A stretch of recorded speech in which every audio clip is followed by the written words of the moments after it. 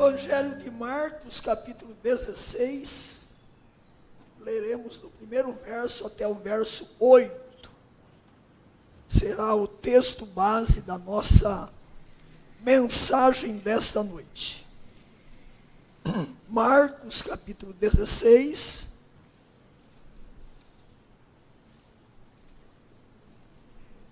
do primeiro verso até o verso 8. Depois de lermos o texto e estarmos orando, se você mantiver a sua Bíblia aberta, será mais fácil entender a mensagem, porque será a exposição desse texto. Passado o sábado, Maria Madalena, Maria mãe de Tiago e Salomé compraram aromas para irem embalsamá-lo. E muito cedo, no primeiro dia da semana, ao despontar do sol, foram ao túmulo. Diziam umas às outras: quem nos removerá a pedra da entrada do túmulo? E olhando, viram que a pedra já estava removida, pois era muito grande. Entrando no túmulo, viram um jovem assentado ao lado direito, vestido de branco. Ficaram surpreendidas e atemorizadas. Ele, porém, lhes disse: não vos atemorizeis. Buscais a Jesus, o Nazareno, que foi crucificado. Ele ressuscitou. Não está mais aqui. Vede o lugar onde o tinham posto. Mas ide dizei aos seus discípulos e a Pedro que ele vai adiante de vós para a Galileia. Lá o vereis como ele vos disse. E saindo elas, fugiram do sepulcro, porque estavam possuídas de temor e de assombro, e de medo. Nada disseram a ninguém. Deus Santo, Deus Eterno, a tua palavra é poderosa. A tua palavra é a verdade absoluta. A tua palavra é viva e eficaz. A tua palavra pode produzir no coração do pecador a salvação, a transformação, a regeneração, porque ela é viva e eficaz. E nesta hora que estamos aqui, nesse dia, lembrando a ressurreição de Cristo, pedimos a tua bênção sobre nós, para que a exposição da tua palavra seja debaixo da tua graça iluminadora, e que nós aprendamos a tua palavra, que nós entendamos a tua palavra, e que nós venhamos a viver a tua palavra na perspectiva daquilo que será apresentado na pessoa de Cristo Jesus, o ressurreto. Oramos assim em nome de Jesus. Amém. Eu quero iniciar a minha mensagem destacando o verso 6. O verso em que Marcos concentra o ponto central desse texto, a ressurreição de Cristo. Para mim aqui está o ponto central. Por quê? Porque se Cristo não tivesse ressuscitado, a sua morte teria sido algo terrível, assombroso, desastroso. Então Marcos faz questão de enfatizar que aquele que estava lá para anunciar a ressurreição de Cristo, que é um jovem assentado ao lado direito, vestido de branco, um anjo, né? Ele diz: ele ressuscitou, não está mais aqui. Vede o lugar onde tinham posto. E quando celebramos a ressurreição, no primeiro momento nós concentramos naquele fato histórico, real. Cristo de fato ressuscitou. E quando nós enfatizamos a ressurreição de Cristo, nós podemos afirmar que as melhores notícias que o mundo já ouviu vieram do túmulo vazio de Jesus. Porque se o túmulo estivesse ainda ocupado, o mundo estaria perdido para sempre. Sem a ressurreição, o evangelho teria terminado com péssimas, más notícias. Aquilo que for anunciado lá quando Jesus nasceu, Lucas narra, né? Boas notícias, notícias alvissareiras. Quando Cristo nascera, agora teria sido más notícias. A história da Páscoa não termina com um funeral, mas sim com uma grande festa. A festa da ressurreição. O túmulo vazio de Cristo foi o berço da igreja. A melhor prova da ressurreição de Cristo é você estar aqui. Nós somos a igreja. E se a igreja existe é porque ele ressuscitou. Nada faria a igreja existir se não fosse a ressurreição de Cristo. Poderiam existir clubes, associados, mas a igreja não.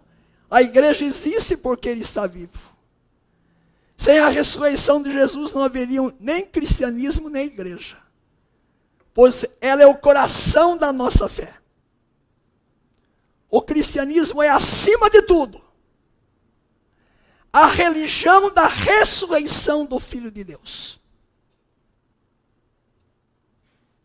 A igreja é primeiramente chamada como a comunidade da ressurreição. Eu sei que eu estou afirmando aqui verdades sobre a ressurreição de Cristo, aquilo que aconteceu no tempo e no espaço, lá na Palestina, e que nós cremos de fato que ele ressuscitou. Mas a minha mensagem desta noite não vai se deter no fato teológico. O fato teológico é importante. Eu não posso abrir mão dessa verdade, que eu creio que Jesus ressuscitou. Como já dissemos de manhã, o apóstolo Paulo, quando escreve a sua primeira carta aos Coríntios, capítulo 15, diz: se Cristo não ressuscitou, é vã a nossa fé. Se Cristo não ressuscitou, os que dormiram em Cristo estão perdidos para sempre. Mas nós cremos que ele ressuscitou. E eu quero me deter hoje no texto lido, primeiro enfatizando que nós cremos nessa verdade da ressurreição de Cristo, lições preciosas para a nossa vida. O que eu posso aprender? Eu que creio na ressurreição, eu que creio que Jesus está vivo e voltará para me levar. O que esse texto pode me ensinar de lição preciosa, de lições preciosíssimas para a minha vida? É nessa direção que eu vou caminhar nessa noite. O túmulo está vazio. Ele morreu, mas ele ressuscitou. E quando lemos esse texto, a primeira coisa eu quero dizer que, veja o início desse texto, acompanhe comigo. Versos 1 e 2. Passado o sábado, Maria Madalena,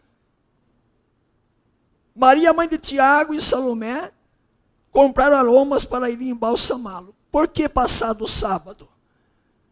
Porque só podia comprar e depois terminava o sábado. Dentro do sábado judaico, o sábado começava na sexta-feira, isso às 18 horas, só terminava no outro dia, 18 horas, não tinha comércio. Quando terminava o sábado, abria o comércio. Os judeus abriam o comércio. E elas correram então comprar. Pode ver, passado o sábado. Essas mulheres foram lá, e diz o texto, que compraram aromas para ir embalsamar Jesus. Na verdade, não era a prática judaica embalsamar corpos. Elas iam ungir o corpo de Cristo, não é isso? Com os aromas que elas compraram. E o verso 2 fala: e muito cedo, no primeiro dia da semana, ao despertar do sol, foram ao túmulo. A primeira lição sobre esse texto da ressurreição para mim e para você é que essas mulheres, elas demonstraram um profundo amor a Cristo. Elas manifestaram esse amor. Fazer o que elas fizeram é como hoje alguém que vai ao túmulo levar flores. Quando morre um ente querido, a pessoa vai lá e coloca flores. Por que a pessoa coloca flores? Porque ela amava aquela pessoa, ela quer ir lá para dizer, olha, eu continuo amando. Eu amei você e meu amor não acabou por você. Agora, há um detalhe importante. Esse amor que essas mulheres manifestaram, né? O poder de um forte amor a Cristo. Encontramos uma poderosa ilustração disso na conduta de Maria Madalena, da outra Maria e de Salomé. Por que nós encontramos? Você iria a um túmulo de madrugada? Parece que cemitério, o túmulo inspira medo, não é isso? E eram mulheres. Pode ver no texto, quando que elas foram? Muito cedo, diz o texto. Na penumbra do amanhecer. E elas foram ao túmulo de quem tinha morrido como malfeitor. Elas não foram no túmulo de alguém que morreu como herói.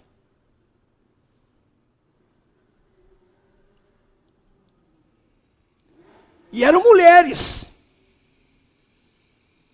Naquela época, mulheres iam a um sepulcro de manhã cedo para visitar um corpo, para levar aromas.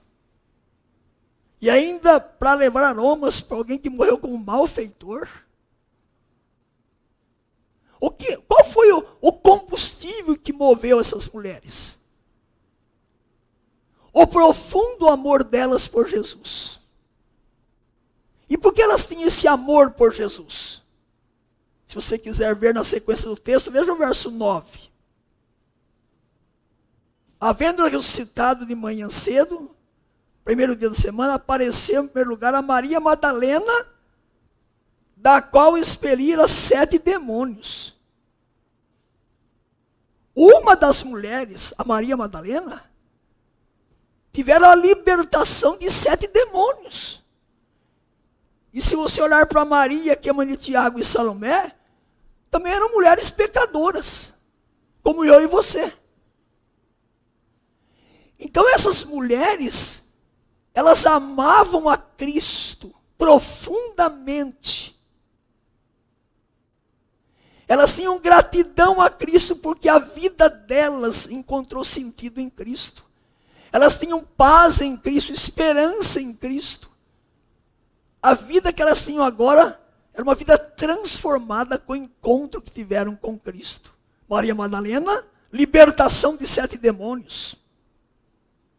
E as demais também eram pecadoras. O que eu estou enfatizando com isso nesta noite?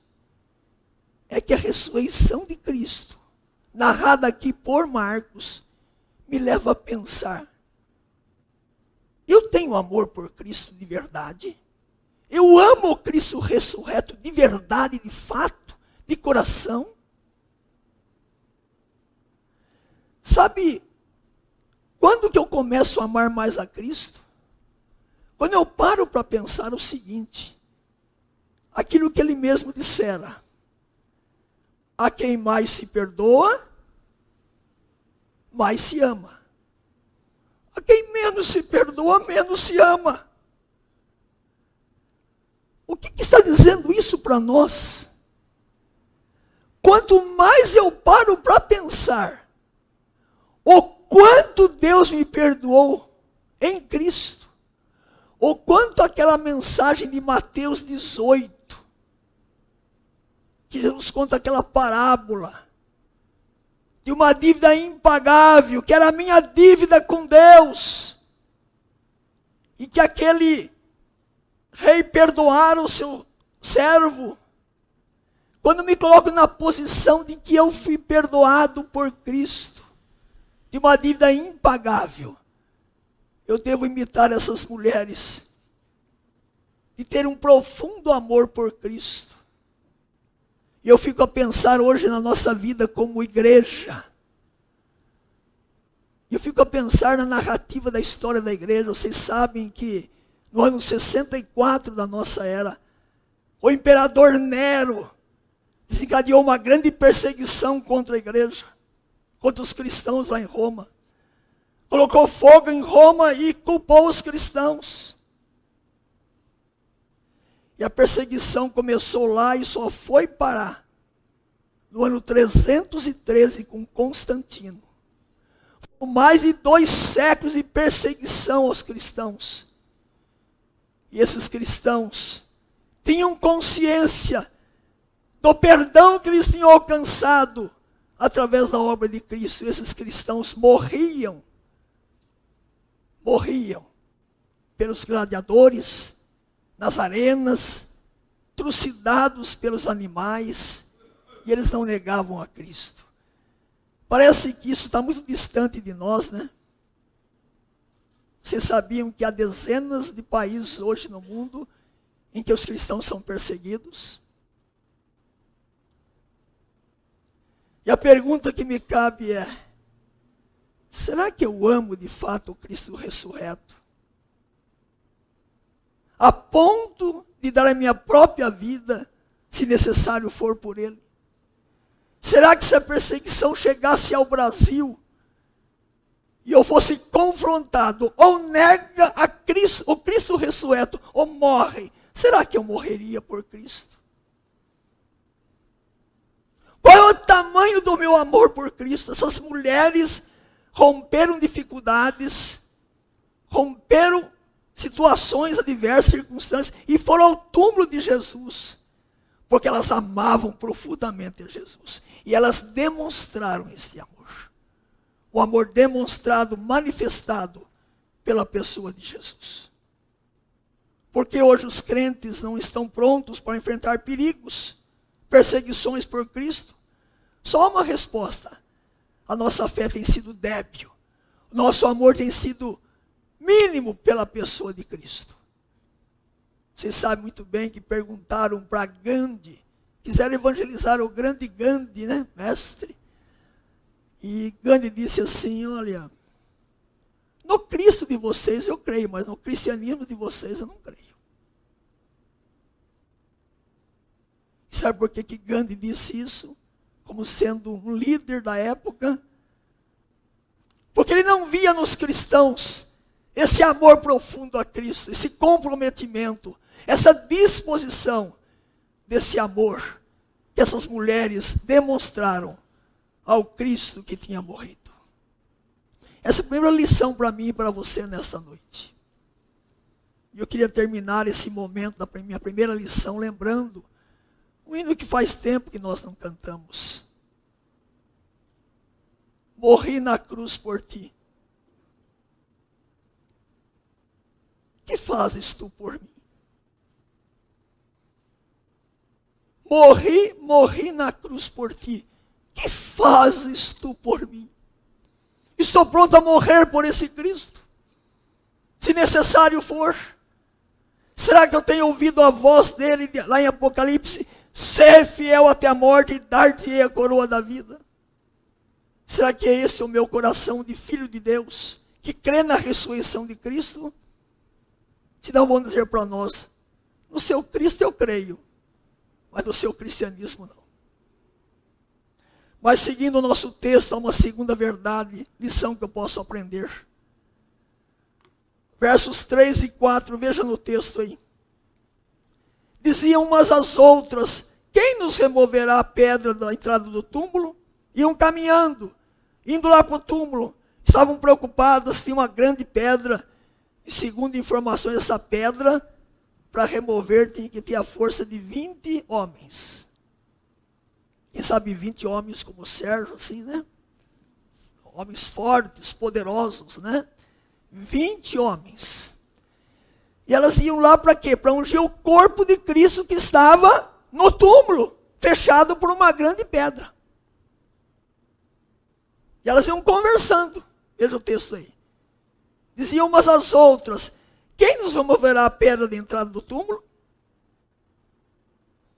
E aí no verso 4, e olhando viram que a pedra já estava removida, pois era muito grande. A segunda lição que podemos aprender nesse texto é que quantas vezes eu e você estamos caminhando na vida com preocupação desnecessária. coisas que nunca vão acontecer. Ansiedade, aflições. Vai ao médico, já está antecipando. Aí se for câncer. Vai viajar, aí se acontecer um acidente. Há pessoas assim, que elas vivem a angústia das preocupações, como se a angústia, a ansiedade, isso resolveria a não ter o problema. Aquelas mulheres estavam preocupadas em uma grande pedra, que elas não iam conseguir remover. 3 mulheres, tinham que ter a força de 20 homens, mas quando chegaram lá, já estava removida a pedra. Podemos então pensar, a falta de compreensão da palavra de Deus gera em nós preocupação. Gastamos nossas forças pensando em problemas hipotéticos, muitas vezes. Uma grande parte da ansiedade que esmaga os cristãos procede de coisas que jamais acontecerão. Jamais. E aí eu penso naquilo que Jesus disse para mim e para você. Por isso vos digo, não andeis ansiosos. É Ele falando, Cristo ressurreto dizendo para mim hoje e para você. Quando Ele ensinou, Ele ainda estava aqui nesse mundo. Agora Ele está dizendo outra vez para mim e para você. Por isso vos digo, não andeis ansiosos pela vossa vida, quanto ao que haveis de comer ou beber, nem pelo vosso corpo, quanto ao que haveis de vestir. Não é a vida mais do que o alimento, e o corpo mais do que as vestes? Buscai, pois, em primeiro lugar o seu reino e a sua justiça, e todas essas coisas vos serão acrescentadas. Portanto, não vos inquieteis com o dia de amanhã, pois amanhã trará os seus cuidados. Basta ao dia o seu próprio mal. Não andeis ansiosos de coisa alguma. Em tudo, porém, sejam conhecidos diante de Deus as vossas petições pela oração, pela súplica com ações de graças. E termina com alguém que estava com Cristo. Pedro, lançando sobre ele toda a vossa ansiedade, porque ele tem cuidado de vós. Quando eu penso nesse texto de Pedro, eu penso naquela... Só para lembrar, você já sabe. Aquele fazendeiro que nas suas terras tinha uma mulher que morava lá numa casa humilde. E um dia o fazendeiro pegou sua caminhonete e foi passear pelas suas terras. E viu aquela mulher com feixe de lenha nas costas. Se compadeceu dela. Parou e disse, pode subir aí. E aquela mulher subiu com o feixe de lenha em cima da caminhonete. Ele pegou e estava saindo, olhando no retrovisor, viu que aquela mulher estava em cima da caminhonete com o feixe de lenha nas costas. Ele parou e disse, minha senhora, por favor, coloque o feixe de lenha na caminhonete. Ela falou, jamais. O senhor está me dando carona, levar em casa, vai levar o feixe de lenha também? Você acha engraçado, mas eu e você fazemos isso com Deus. A gente ora a Deus, vai ao médico, vai procurar emprego, olha para o Brasil, que está agora em ano de eleições, quem será o presidente esse ano? A gente fica preocupado, ansioso. O preço do feijão vai subir, o da carne vai subir. Nós como crentes vivemos, parece que, murmurando, como se fôssemos um povo aflito, ansioso, sem confiar no nosso Pai Celeste. E sem deixar diante dele toda a nossa ansiedade. Diz Pedro, porque ele tem cuidado de vós. Se eu cuidar da minha vida, ela vai para o buraco. Mas é Deus que cuida de mim, a cada dia. Aquelas mulheres estavam preocupadas com uma grande pedra. Você tem estado preocupado com o quê? Com o futuro do seu filho? Você não tem dormido à noite?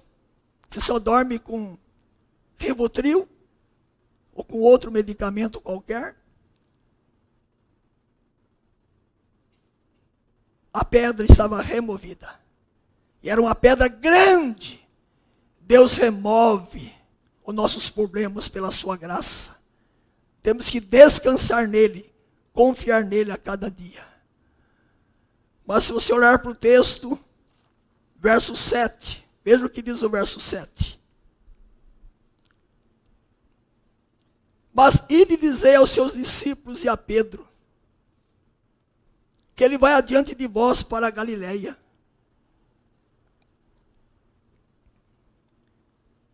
Lá o vereis como ele vos disse.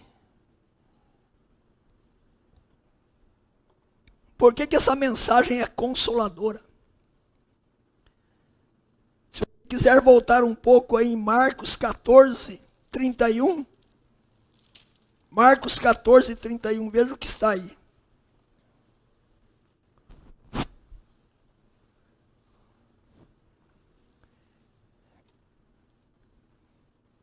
Mas ele, Pedro, insistia com mais veemência.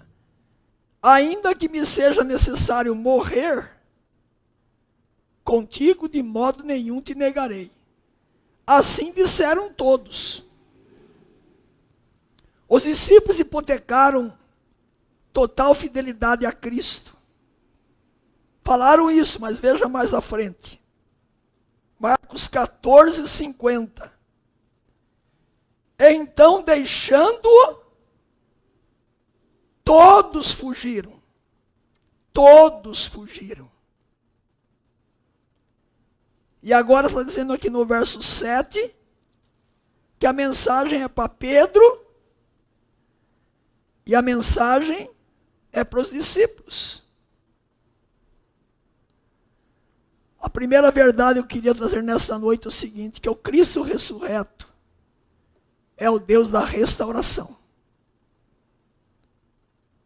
Os discípulos negaram a Cristo. Pedro negou a Cristo. Os discípulos abandonaram a Cristo. Mas ele é o bom pastor, o grande e supremo pastor. Busca as ovelhas desviadas para restaurá-las. Você faria isso com alguém que teria abandonado você? Negado você, traído você? O Cristo ressurreto, ele quer restaurar a nossa vida. E por que Pedro é mencionado aqui? Porque ele era mais importante? Mais inteligente? Ou porque foi o discípulo que negou a Cristo? Eu fico a pensar que Pedro estava envergonhado com a sua queda, com a sua negação à pessoa de Cristo. E a mensagem aqui faz questão de mostrar que Pedro também estava no pacote da graça de Deus, do perdão de Cristo, da restauração de Cristo. A ressurreição lembra para mim e para você que Cristo está muito mais preocupado em me perdoar e me restaurar do que me condenar. O Cristo ressurreto é o Cristo que restaura a nossa vida. Nós cantamos bastante hoje, mensagens maravilhosas. A graça foi cantada, o perdão foi cantado. Tudo isso lembra para mim e para você que é o Cristo ressurreto está aqui hoje para restaurar a sua vida, a sua história, para perdoar o seu pecado, para dar novo rumo à sua história. A ressurreição de Cristo é a boa nova do túmulo vazio. Fala sobre um novo começo. Fala sobre perdão, esperança e restauração. O Cristo ressurreto não está aqui para dizer que ele quer condenar você. Mas ele quer perdoar, restaurar você, a sua vida. Como fez com Pedro. Se você abrir comigo em João capítulo 20, o verso 17, há uma expressão aí usada que eu gosto muito. João capítulo 20, o verso 17. Veja o que diz esse texto aí.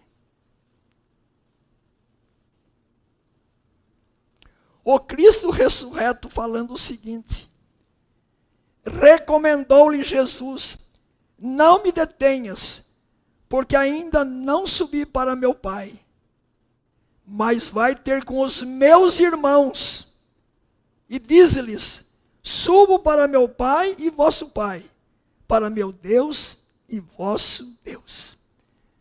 Ele chama os medrosos e covardes discípulos de meus irmãos. e meus irmãos. Eles continuaram sendo discípulos. E Ele quer nessa noite restaurar a sua vida, o seu casamento, a sua família. Ele é o Deus da restauração, da transformação e do perdão. Mas, se você olhar no texto aí de Marcos 16, voltando ao verso 7, há mais uma verdade que você pode ver aí. Mas ele dizer aos seus discípulos e a Pedro, ele restaurou os discípulos, perdoou da negação de Pedro e da fuga de todos eles que abandonaram a Cristo. Que ele vai adiante de vós para a Galileia. Lá o vereis como ele vos disse. O Cristo ressurreto é o Deus que vai à nossa frente. Você está com medo do futuro? A guerra da Ucrânia não acaba? Você está com medo da terceira guerra mundial? O que tem afligido o seu coração? Está preocupado que este ano o Brasil tenha algum presidente que possa trazer problemas sérios para o Brasil? Alguém vai à nossa frente. O Cristo ressurreto vai à nossa frente.